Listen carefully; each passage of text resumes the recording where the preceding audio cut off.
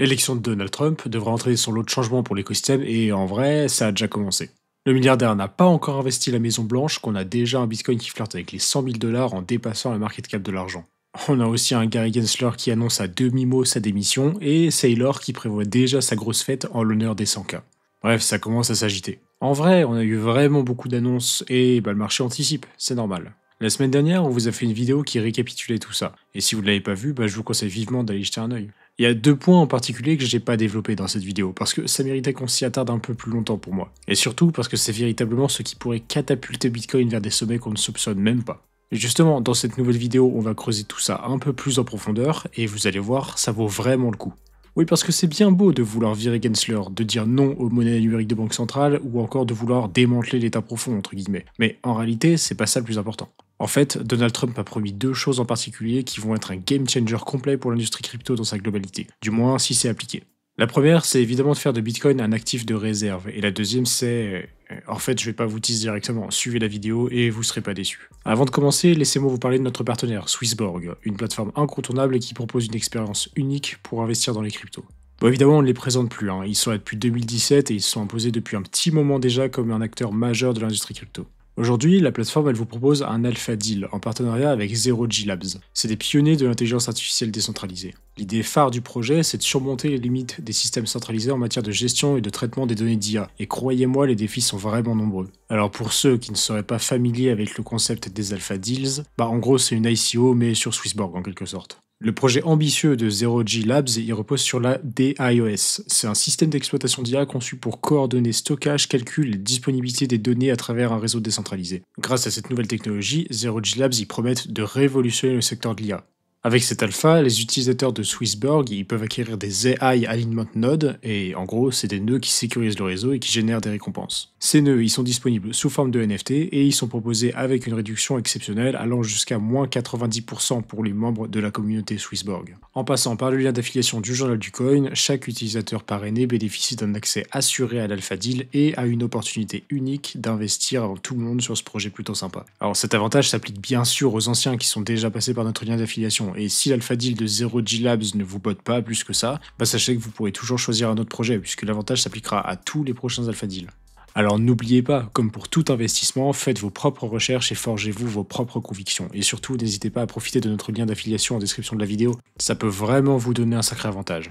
Sans plus attendre, on va commencer par la nouvelle qui a fait trembler tout l'écosystème, la constitution d'une réserve stratégique en Bitcoin. En vrai, ça vient pas de Trump à l'origine. En juillet dernier, lors de la conférence Bitcoin 2024, la sénatrice Cynthia Lummis a pris la parole pour présenter un projet de réserve stratégique de Bitcoin pour le pays. This is the Bitcoin Reserve Bill.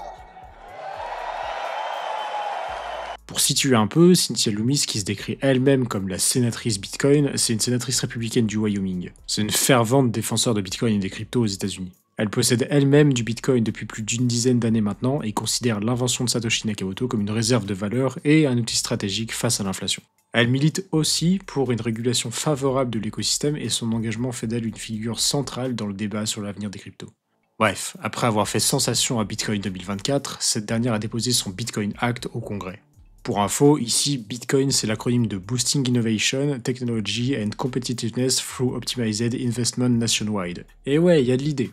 La proposition, c'est que tous les bitcoins détenus par des agences fédérales soient transférés au Trésor pour constituer une réserve stratégique. Le texte propose également que l'administration achète jusqu'à 200 000 bitcoins par an sur une période de 5 ans, pour atteindre un total d'1 million de bitcoins. Le tout serait conservé au moins 20 ans avant toute possibilité de revente. Pour rappel, actuellement les USA détiennent environ 207 000 bitcoins et l'achat des 793 000 restants coûterait plus de 70 milliards de $ au prix actuel. Bon, après un smash buy comme ça ferait sans doute grimper le prix de notre pièce orange préférée, mais c'est assez difficile à estimer. Ça en fait de la thune, vous me direz, mais ne vous inquiétez pas, le financement a déjà été pensé en amont. L'idée, c'est de réduire les excédents accordés aux banques, et aussi de se servir dans les caisses de la banque centrale. Autant vous dire que Powell risque de tirer la gueule. Une autre manière de faire, ça pourrait être de permettre aux gens de payer leurs impôts en bitcoin. En parlant de ça, la ville de Détroit est d'ailleurs devenue la première grosse ville des États-Unis à accepter le bitcoin pour le règlement de ses impôts.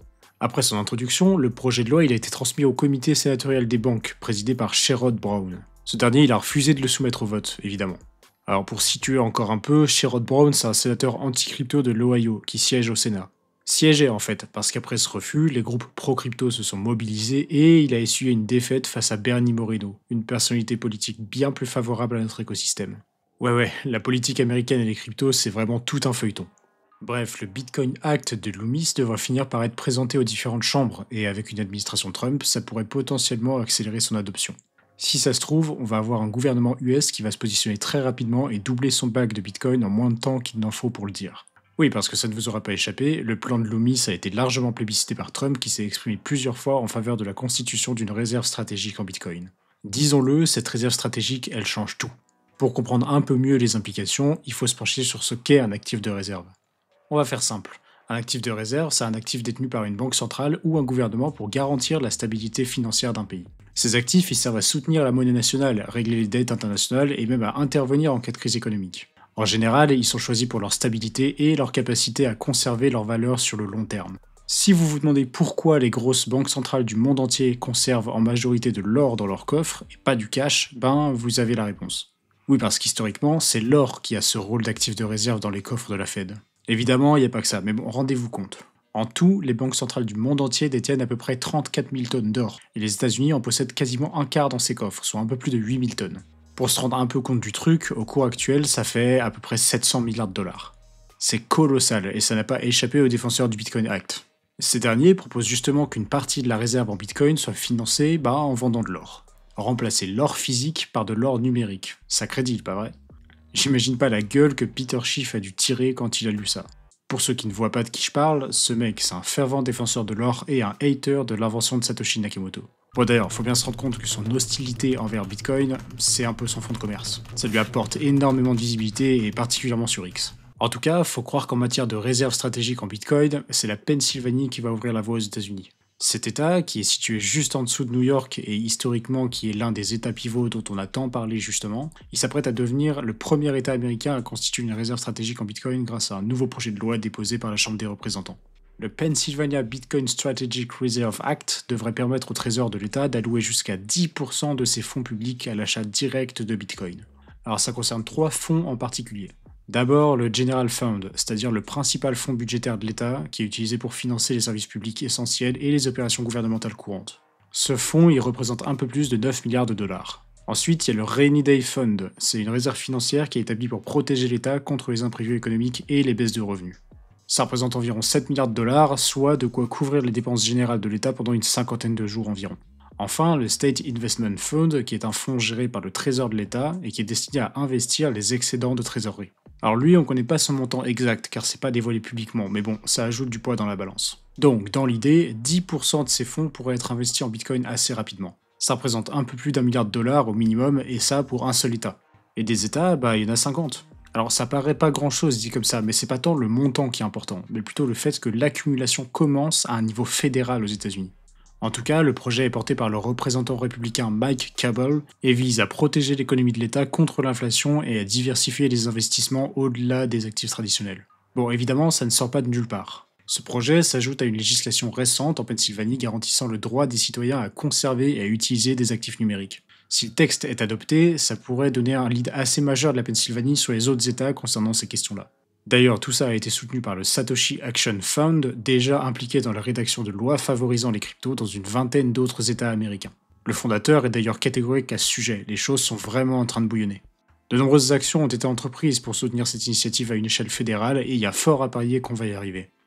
En tout cas, le processus est enclenché et revenir en arrière va s'avérer de plus en plus compliqué.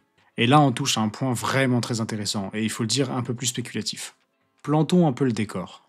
D'ici quelques mois, les États-Unis devraient avoir une réserve de Bitcoin directement à la banque centrale. C'est pas encore acté définitivement, mais c'est plus que jamais dans les tuyaux, et forcément le marché est en train de l'anticiper.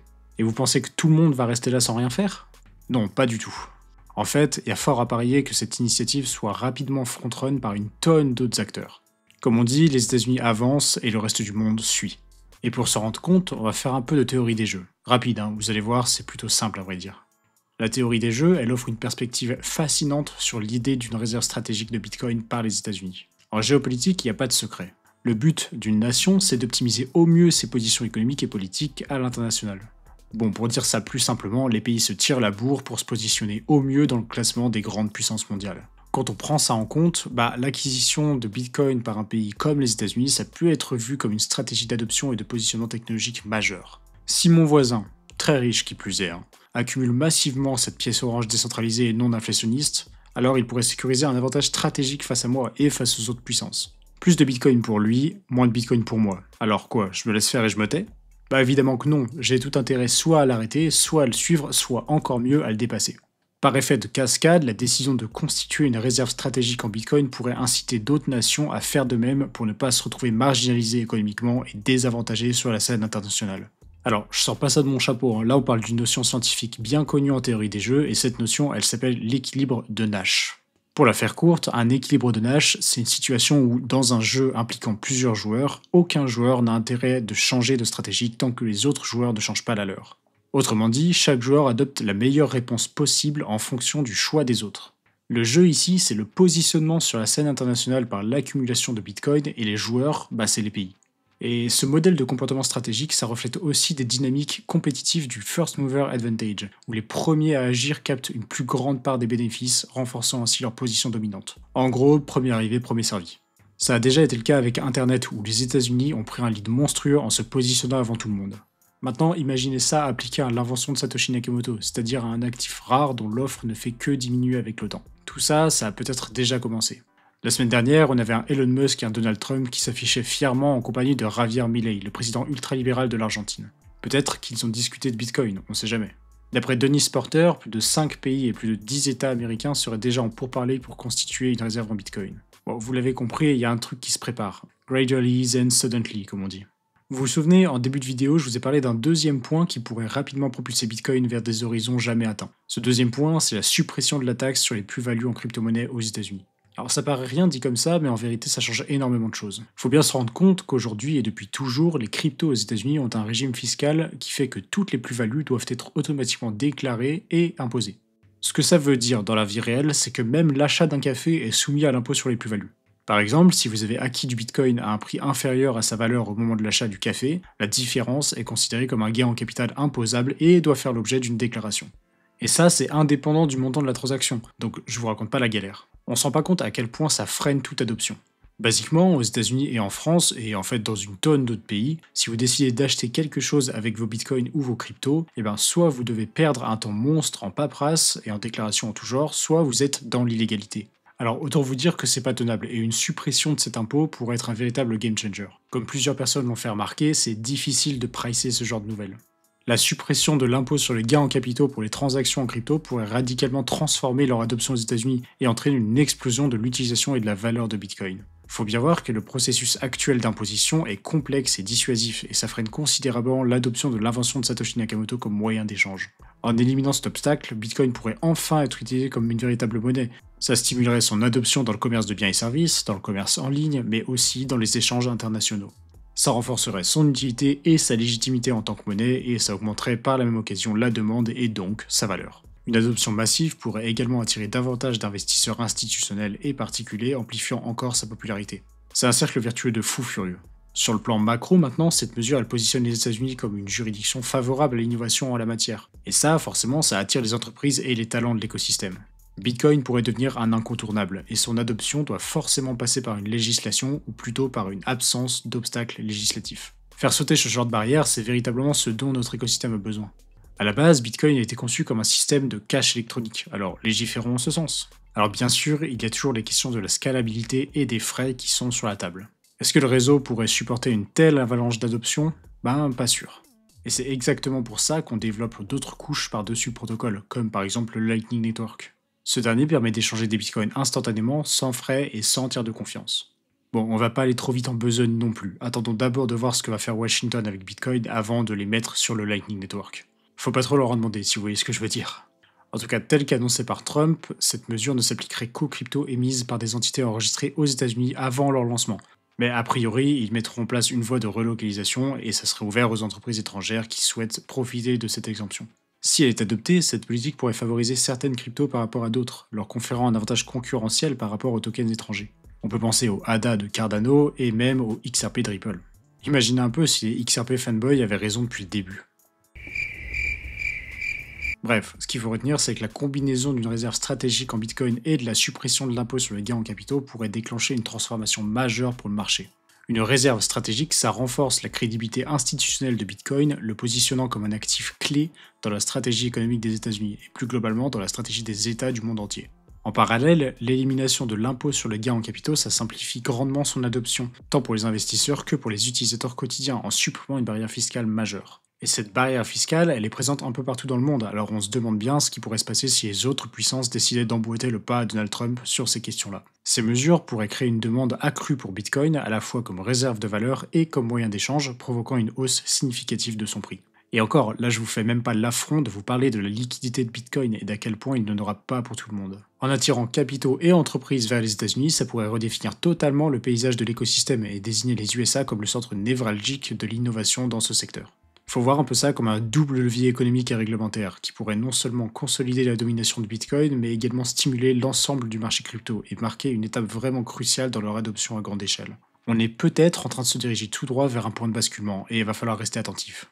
Bon mais ne vous inquiétez pas, c'est ce qu'on fait pour vous au Journal du Coin en dénichant et en analysant tout ce qui émane de notre écosystème. D'ailleurs, si vous voulez être les premiers au courant des dernières nouvelles, je vous conseille vivement de venir faire un tour et de vous abonner à notre Telegram d'actualité. On vous résume les dernières news en quelques lignes et on vous envoie ça en direct live. C'est totalement gratuit et ça demande vraiment pas mal de travail, alors on compte sur vous. Si ça vous a plu, mettez un like et partagez cette vidéo. Et surtout, n'hésitez pas à venir débattre dans les commentaires et à me dire ce que vous pensez des 2 points que j'ai abordés dans cette vidéo. Pour vous, ça pourrait donner quoi ? Dites-moi aussi s'il y a des sujets en particulier que vous aimeriez que j'aborde en vidéo, vraiment faut pas hésiter. Dans tous les cas, on se retrouve très vite dans une prochaine vidéo. Bye.